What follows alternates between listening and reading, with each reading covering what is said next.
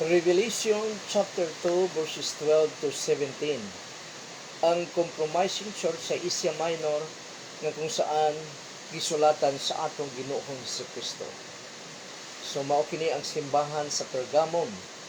Mga Kristohanon sa Pergamum nga naghulagway sa ilang compromising attitude sa kalibutan o sa mga unbeliever.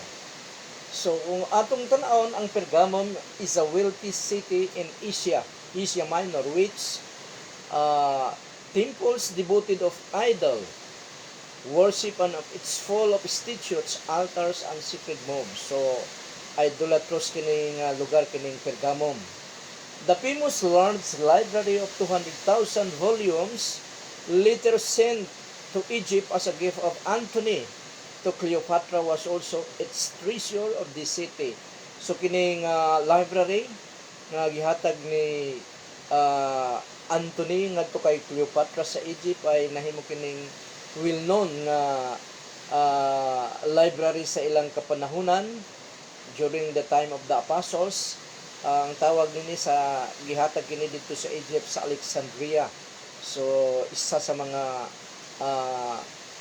nagpabantog sa Alexandria tungod ni ini nga library composed of 200,000 volumes of books.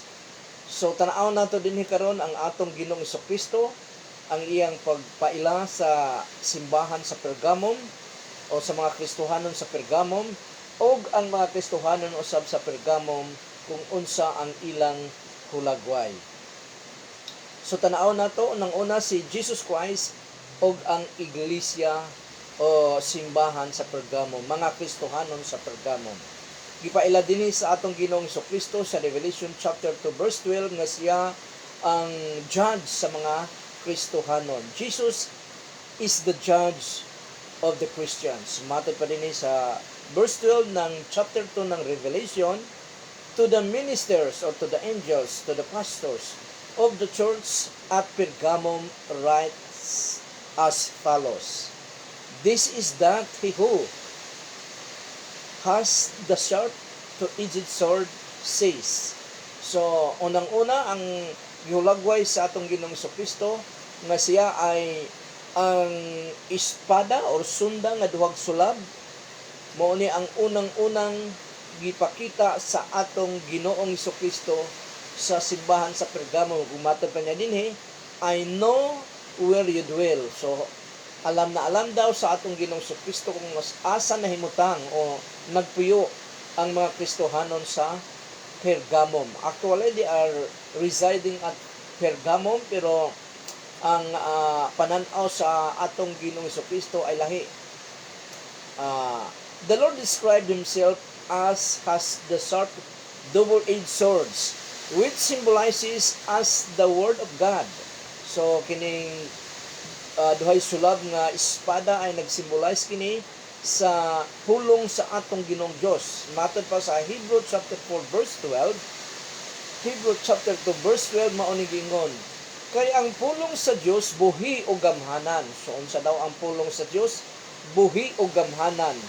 Og mas hait pa kaysa espada nga duhay sulab. So dinhi gipakita sa atong Ginoong Dios nga ang iyang pulong ay hait pa daw sa espada nga duhay sulab. This is a figure speech o gihalintulad sa atong Ginoong Dios ang iyang pulong. Mudulot kini sa kinahiladman sa kalag ug sa espiritu ug hangtod sa mga luta-lutahan ug sa utok sa bukog. Nasayra niya ang mga butang nga ginahuna-huna o ginapangandoy sa mga tao. Sumauna ang Word of God, walay natago.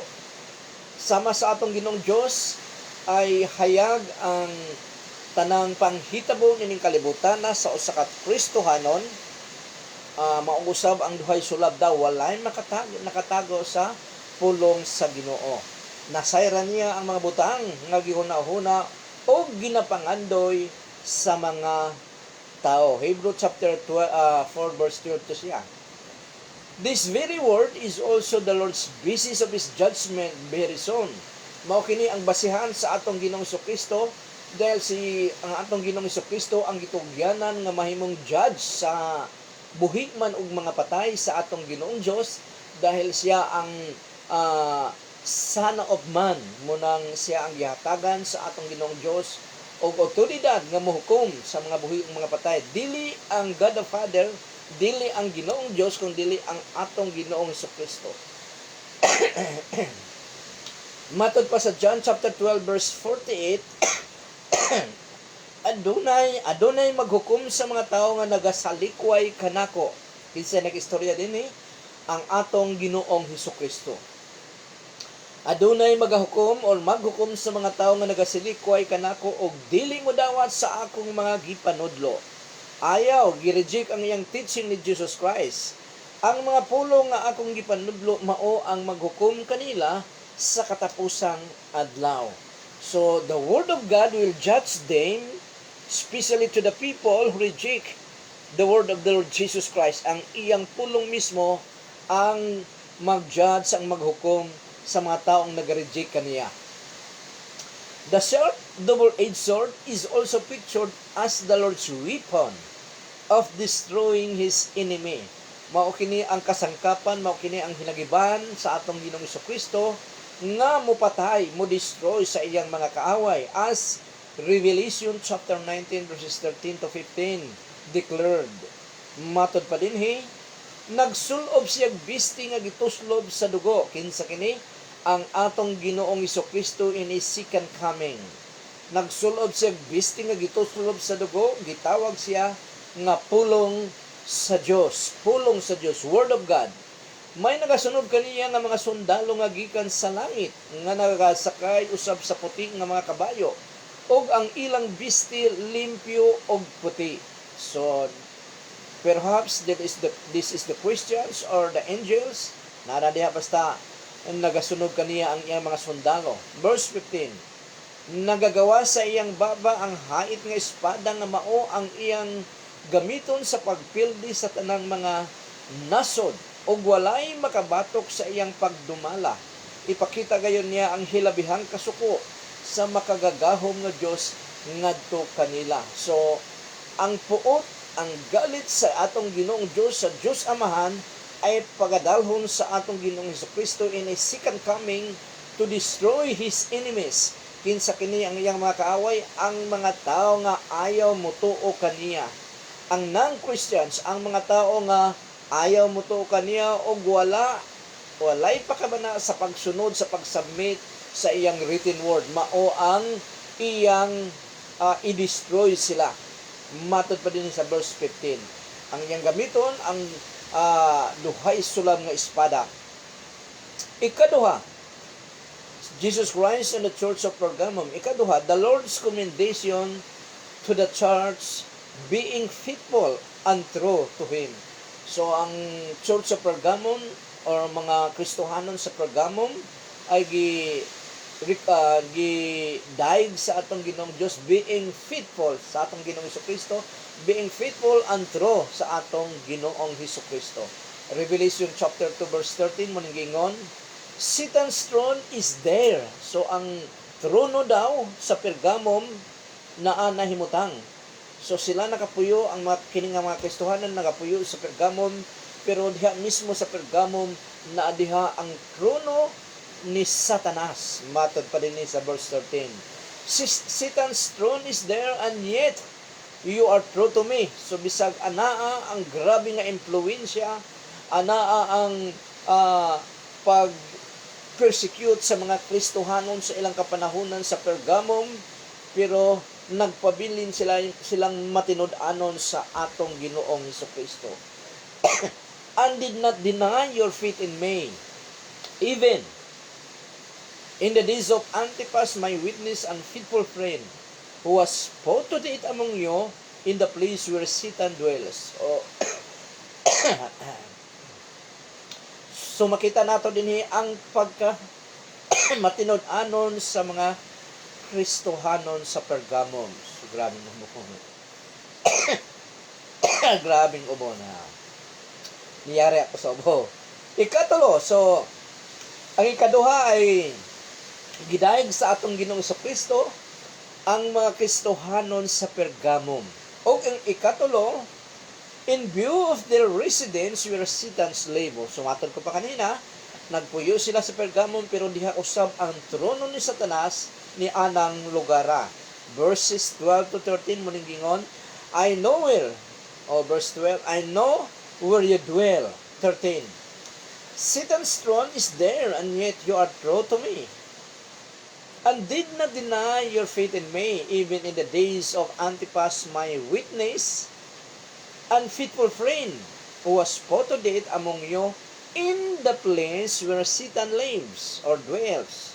So, naa ang grabe nga impluensya sa lugar sa Pergamon, sa Yawa, kay naa diha ang iyang trono sa ilang kapanahonan. Pergamum is a place where the temple of Asclepius, the god of healing, whose form was the entwined serpent on the staff.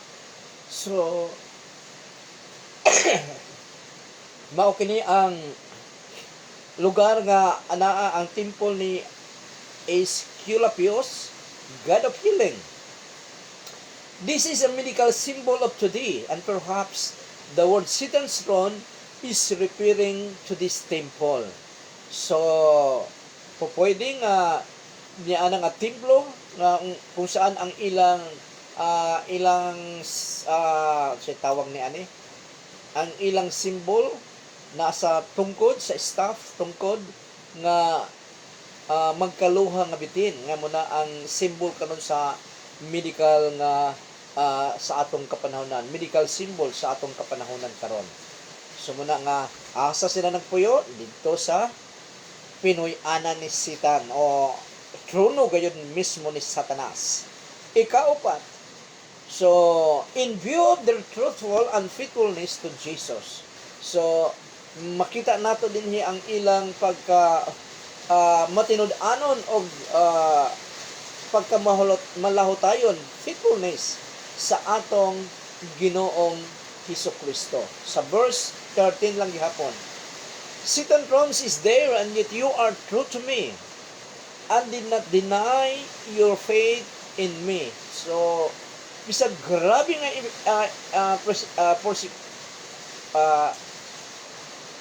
persecution o grabe nga mga impluensya sa Yawa, nagpabilin ang mga Kristohanon sa Pergamum nga matinud-anon malahotayon o wala nila i-deny ang ilang pagtuo sa atong Ginoong Hesukristo. Like the Christians of Smyrna, the church of Pergamum suffered great persecution but remained faithful to the Lord Jesus Christ. The faithfulness of the church of Pergamum is a challenge to every Christian today sa atong kapanahonan karon. Anumang persecution, anumang kalisdanan mahitabo, anumang mga grabe nga impluensya sa Yawa, we must remain faithful to our Lord Jesus Christ and stand true. Tindugan gid nato ang atong pagtuo when engulfed by the evil and to the temptation which result to compromise for the truth. Nga di gid nato i-compromise ang atong pagtuo sa atong Ginoong Hesukristo. Si John Huss, during 14th century AD ni siya, nakita ko dani ang iyang palabas sa iyang salida dito sa Bread of Life, Manila. Si John Huss, one of the great reformer, was put to death because he would not renounce what he said to the Roman Catholic teaching. So dahil nianang kapanahona, 14th century AD, dako kayo ang impluensya, otoridad sa Roman Catholic. So kung kinsa may moagin sa teaching sa Roman Catholic, ay pwedeng pagabitayo nila, pagasunugon. Put to date because niini nga wala sila magsubmitar sa teaching sa Roman Catholic.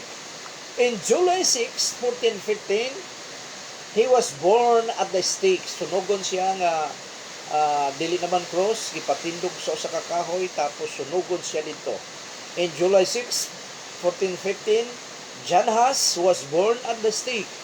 When asked at the last time to recant, he replied, I shall die with joy in the faith of the gospel, which I have preached, then sing a hymn. Gikantahan lang niya ang iyang kamatayon nga kalayo, ang isunog siya sa kalayo.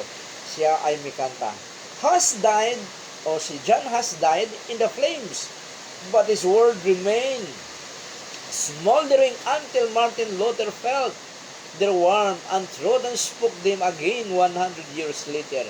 So, ang teaching ni John Huss, ang iyang pagkamatinud-anon ay may impluensya kay Martin Luther 100 years after sa kamatayon ni John Huss. O, alam nato na si Martin Luther ang isa sa banggiitang reformist nga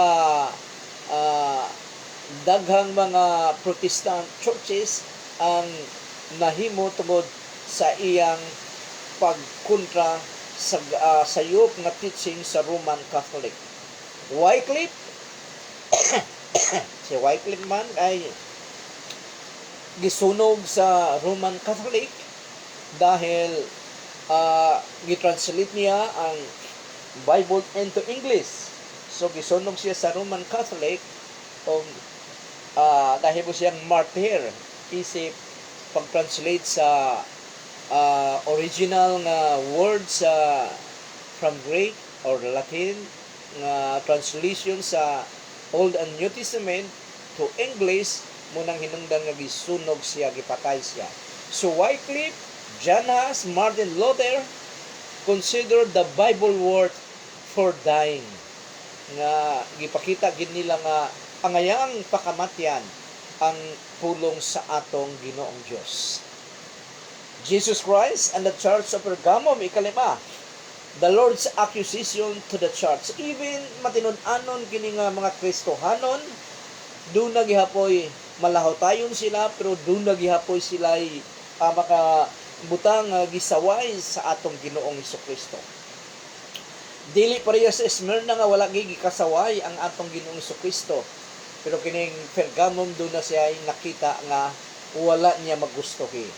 The Lord's accusation to the church.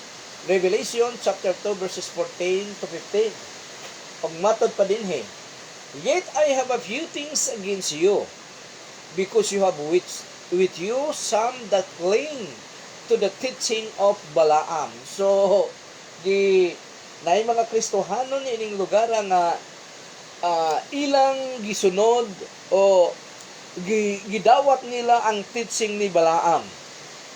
Hutot balak to put a stumbling block in the way of the descendants of Israel, to eat what had been sacrificed to idols and commit fornication. So even you have some that cling in the same way of the teaching of the Nicolaitans. So dili lamang kay Balaam, pati ang teaching sa mga Nicolaitans, pero magpare-pareharan ni sila nga teaching sa kay Balaam. Despite of their faithfulness and courageous stand against temptation and persecution, kining mga Kristohanon sa Pergamum is not faultless in the sight of the Lord Jesus Christ. Matod ko pa kanina, dahil wala makalipay sa atong Ginoong Kristo nga apan nga sayop sa mga Kristohanon sa Pergamum. Sumuning iyang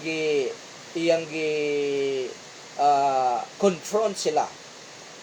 They compromise by mixing their doctrine by the doctrine of Balaam. And the Nicolaitans, parang kini nga teaching ay Jesus plus Mary of the Roman Catholics. Roman Catholics nga you can receive your salvation mutuok kay Jesus Christ kauban si Mary, Virgin Mary, nga imo siyang tuuhan as the way of salvation. So compromising o napaging original nga teaching ni Balaam nga mangwartahay nga propeta kini si Balaam nga twisting the word of God para mosibo makwartahan niya ang kanyang audience sa kanyang congregation. So what is the teaching of Balaam? To seduce the children of Israel. Numbers 31 verses 15 to 16 mo ni gingon, Giingnan sila ni Moses, nganong wala man ninyo pamatya ang mga babae.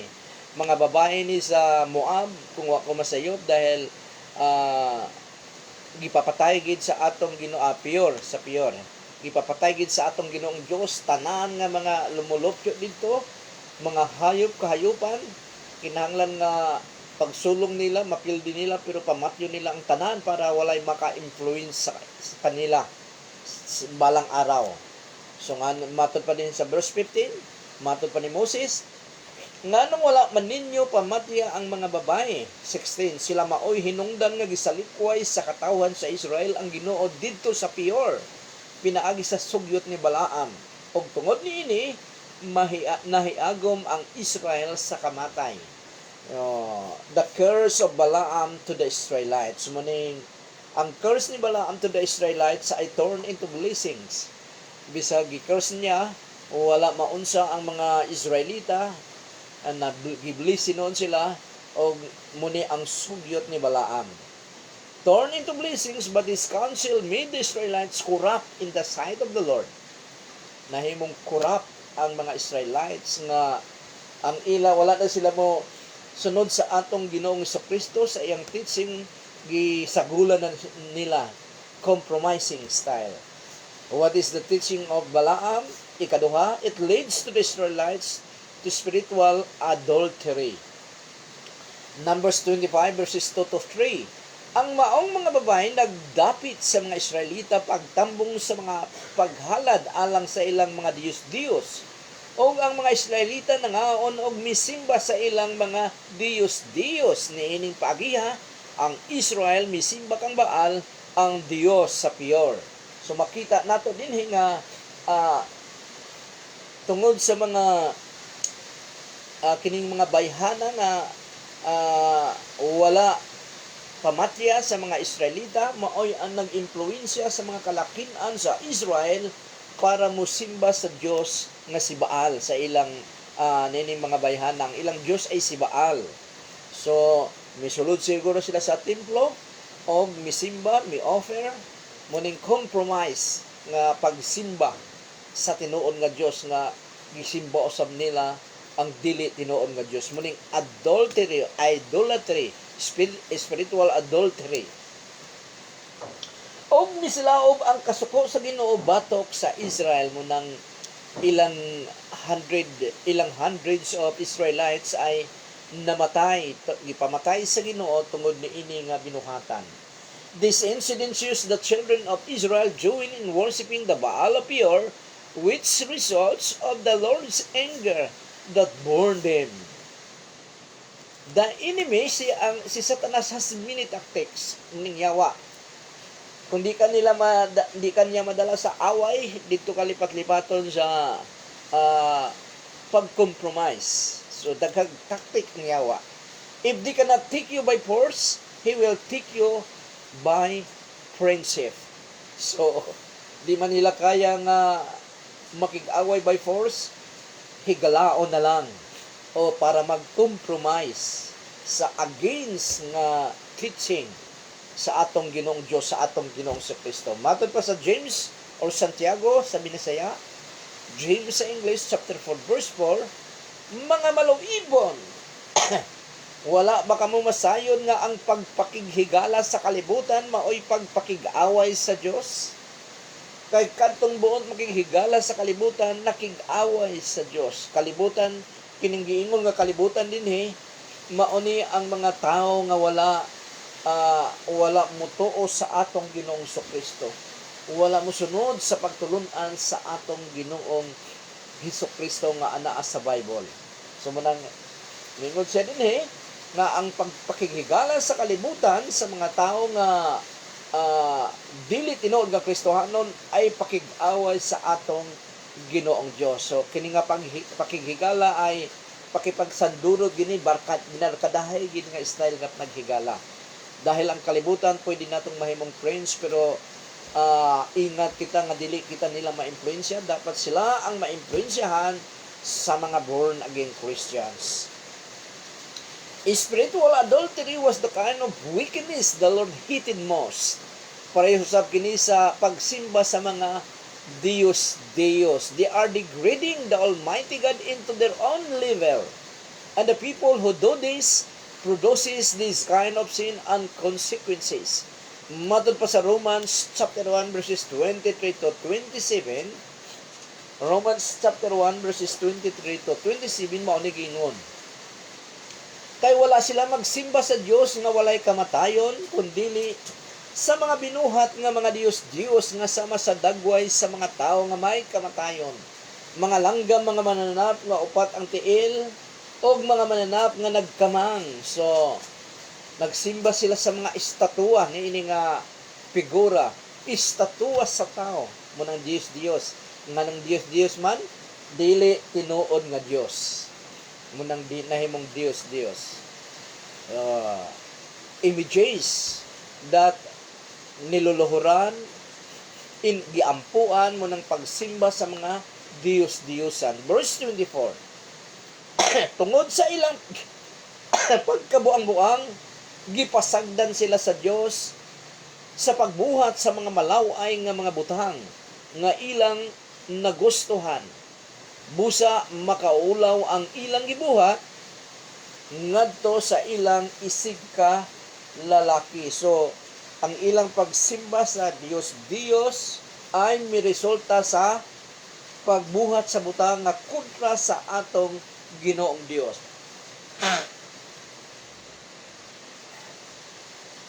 Muna nga may resulta sa kontra sa atong Ginoong Dios. Matod pa sa verse 24. Tungod sa ilang pagkabuang-buang, gipasagdan sila sa Dios sa pagbuhat sa mga malaway nga mga butang nga ilang nagustuhan.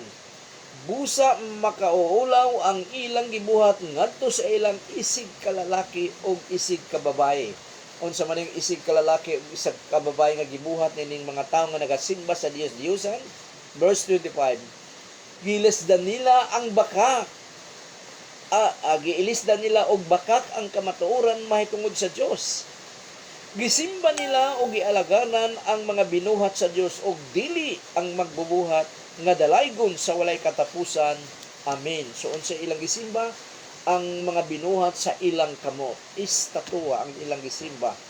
Ang magbubuhat ay dili makita, mananggi warningan gid ang katawan sa Dios nga dili magsimba sa mga butang nga nakita, kay ang Dios dili nato makita siya. Munanggi ang atong Ginoong Dios gideklarar sa atong Ginoong Kristo nung ang atong Ginoong Kristo nagpakatao, pero wala kitay makita sa pulong sa Ginoo nga nagpabuhat ang atong Ginoong Dios og usa ka larawan para pagasimbahon sa iyang katawhan. Wala kitay makita niya na dunay usa ka insidente nga kung saan si Moses dito sa wilderness kauban sa mga Israelita sa katawhan sa Dios nga sigig bagulbol munang gipadalaan sa Ginoo og mga halas ang mga Israelita og gipamaak sila. Poisonous snake ang gipadala sa atong Ginoong Dios, isip parusa nila. Munang daghan ang nangamatay kanila. Munang adto ang mga Israelita naghangyo kay Moses nga moampo sa Ginoo para maundang ng kamatay sa pagpamaak sa halas. Og ang gisugo sa atong Ginoong Dios nga mobuhat og bronze snake nga estatwa ni anang panahon na lamang nga makita sa mga Israelita nga ang napakan sa halas mutan-aw lamang sa bronze snake ay maulian na siya, dili na siya mamatay. Og ni anang higayuna niya undang ang kamatay, pero wala isugo sa atong Ginoong Dios nga simbahon kato dahil after so many years nga wala da ito gumaa og nay naghalad dito nga mga Israelita gihapon ay gipaguba sa atong Ginoong Dios ni nanay hari sa Israel niya ng kapanahon na. So gipaguba niya, gipabungkag niya para dili na halaran ang maong estatwa ng halas nga ang rason nga nung gipabuhat pa sa Ginoo para panghiling sa mga Israelita nga napakaan sa halas usab dahil sa iyang punishment, dahil reklamador kay sila nga kunting kalisdanan lang ay reklamo dahil sa Ginoo. Verse 25. Giilisdan nila, verse 26. Tungod kay ang mga tao dili mo ila sa Dios, gipasagdan niya sila sa pagbuhat sa mga makauulaw nga mga butang nga ilang nagustuhan. Ang mga babae nagawi sukwahi sa naandan.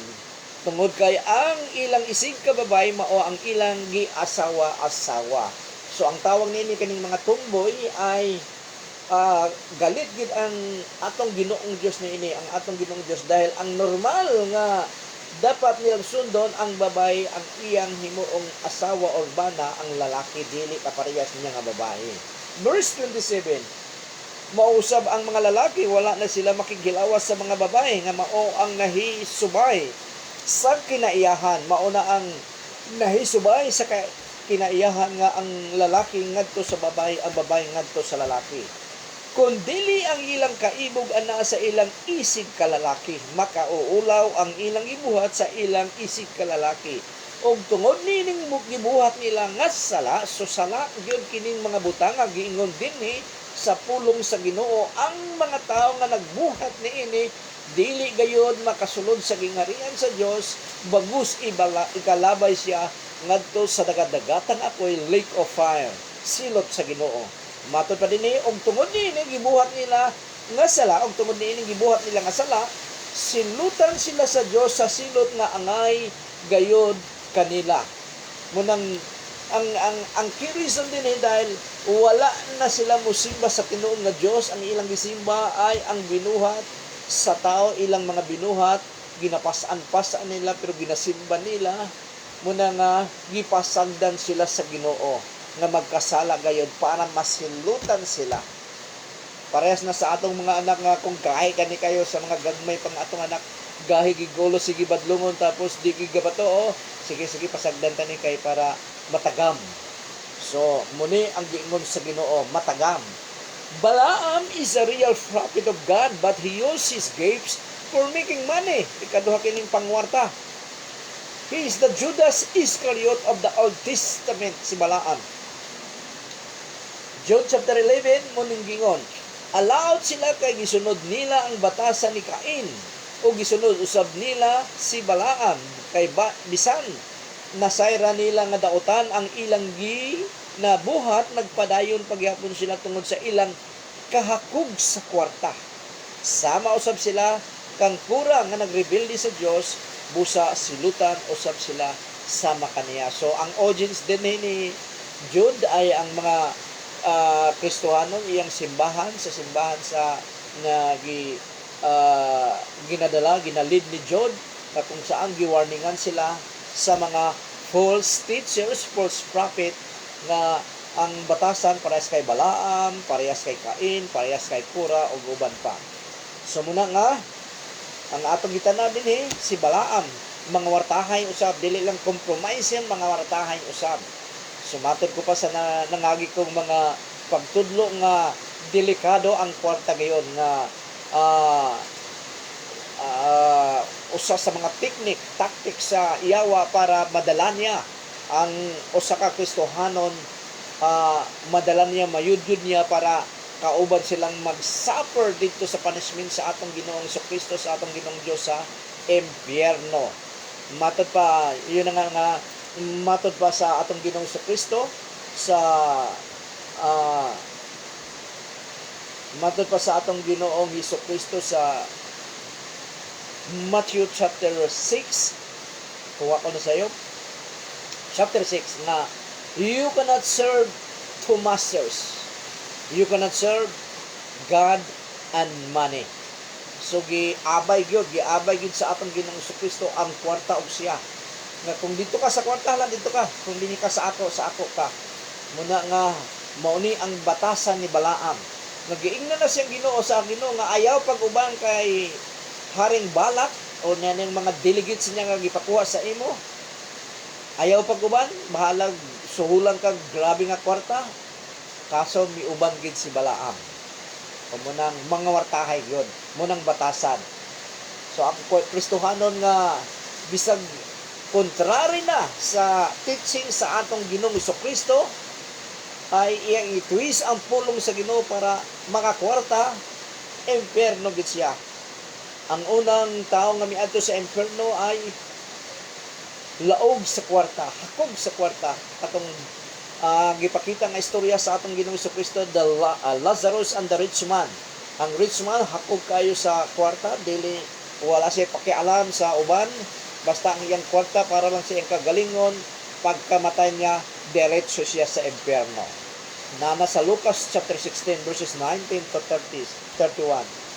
Pergamo means marriage, reminding the Christians that the church is engaged to Christ, but this world is a defiled harlot that we must avoid to compromise. Dili kita mag-compromise. Pag unsay giingon sa atong Ginoong Dios na mauna mugi ang atong sundon.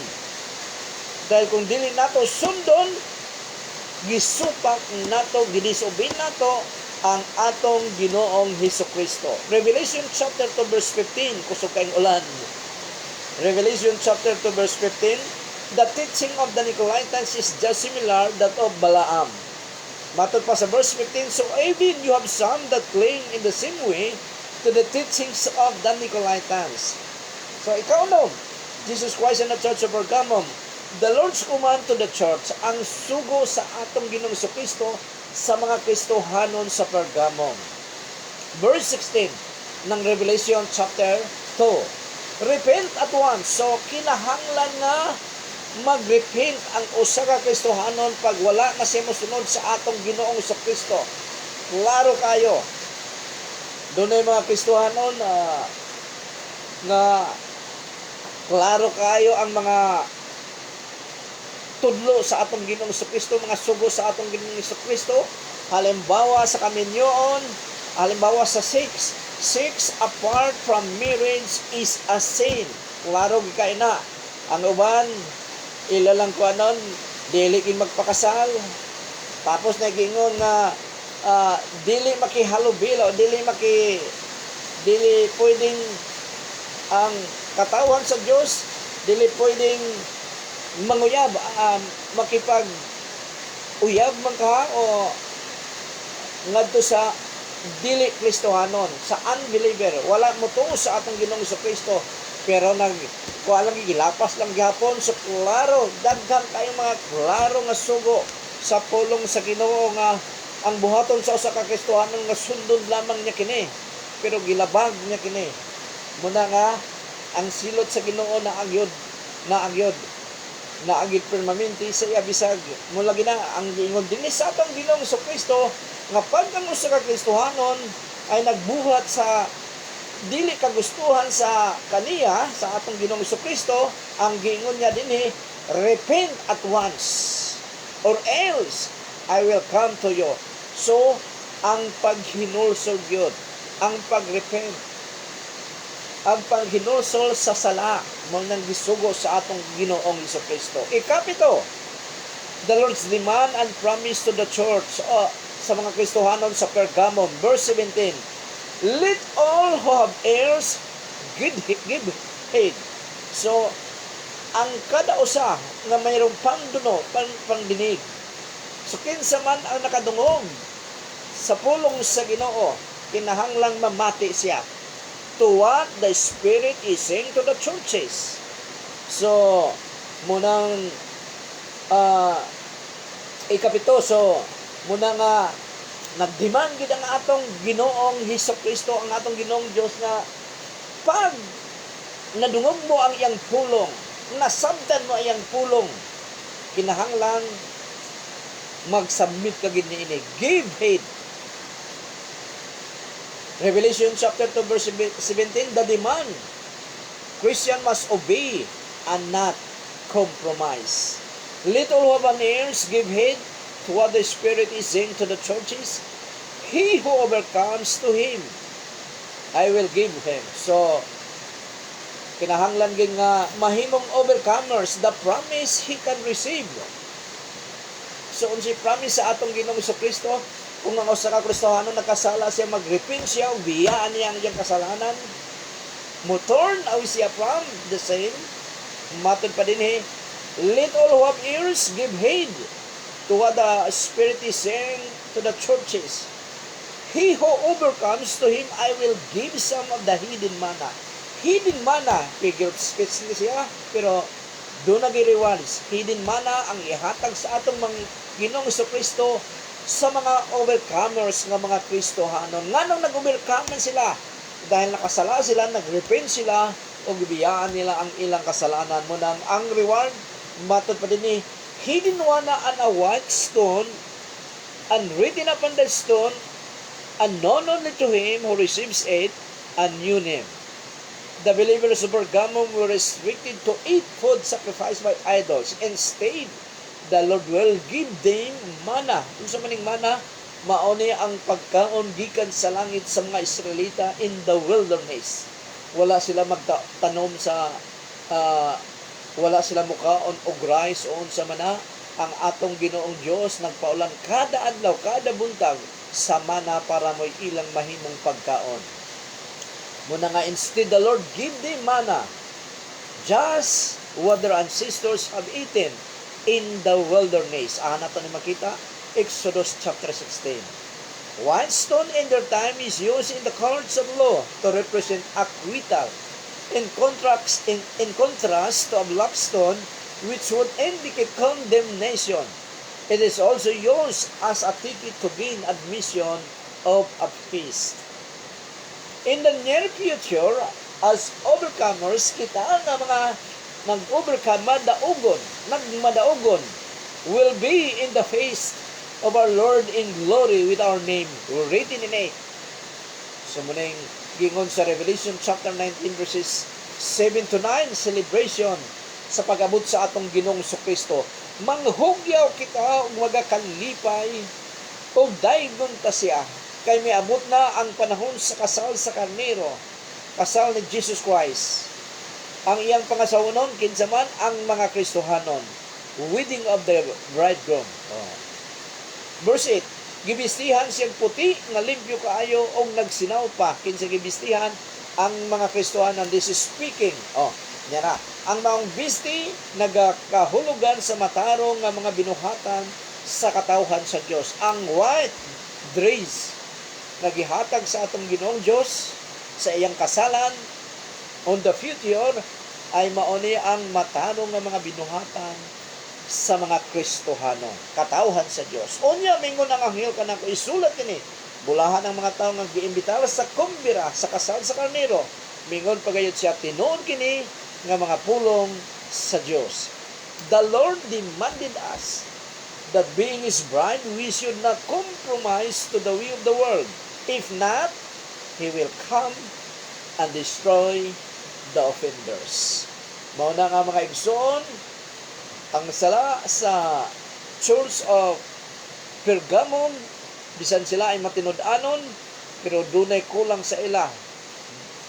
Ang kulang sa ila ay nag-compromise gapon sila, og some of them are ang ilang kasing-kasing naa sa kwarta dili sa atong Ginoong Kristo. Muna nga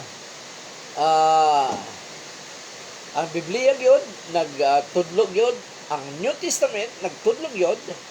Dinto nato to hilabtan ng Old Testament, ang New Testament, dahil ang New Testament mao ang pinaka-importante sa atong kapanahunan karon, dahil ang Old Testament ay nahimong siyado na lang siya sa New Testament. Muning actual ang New Testament nga wala tay makita diha nga kuan nga gidasig sa Ginoo ang mga Kristohanon nga mga masapian gayud, wala gid tay makita diha. Wala tay makita diha kung dili magmatinud-anon sa iyang pagka-Kristohanon. Dahil ang atong mga panginahanglan sa kada adlaw, nag-ingon ang atong Ginoong Kristo, will be provided. Ang atong mga loho, ang atong mga desire, by chance na lang na siya. Mas gwapo man ang Kristohanon nga kwartahan, pero daghang mga Kristohanon nga nakwartahan nga nalahi ang ilang pagka-Kristohanon. Nakatutok na sa kwarta dahil lisod pag ang kwarta mag-impluwensya sa usa ka tawo, even to the Christians. We are not wala nato kuan gi-exalt ang walay kwarta, kundi ang pagka kuan lang gyud, kontento kung anuman meron kita. Pwede kitang mag gani giingom lang sa pulong sa Ginoo ni Apostle Paul mismo, nga dili gid i-desire sa usa ka Kristohanon nga mahimong sapian nga tao. 1 Timothy chapter 6 verse 9, dahil daghan daw nga nawad-an sa ilang pagtuo tungod sa kwarta. For money, for the love of money, gisunodan niya sa verse 9 o verse 10, for the love of money is the root of all kinds of evil. Verse 11, ang gingon din sa verse 11 ng 1 Timothy chapter 6 verse 11, you man of God, ang imong i-focus, ang imong maayong batasan, o imong pagkamaayong Kristohanon in kontra sa kwarta. Dili gid ang kwarta. So dinhi ra kita kutob mga igsoon, daghang kayong salamat sa tanan nga nakatan-aw ug makatan-aw paniini nga pagtulunan ang mga Kristohanon sa Pergamum, na kung saan matinud-anon, tapat sila sa atong Ginoong Kristo, kaso lang ang uban sa kanila na ay lovers of money og compromiser nga batasan mo nang nasuko ang atong Ginoong Kristo. Daghang kayong salamat sa nagatan-aw, ug sa sunod nga higayon, the Lord bless you and keep you. The Lord make His face shine upon you and be gracious to you. The Lord lift up His countenance upon you and give you peace. O ang tanang mga anak sa Diyos, magaingong, Amen. Amen and Amen. Kusog kayong ulan din karon sa bara. O bye-bye.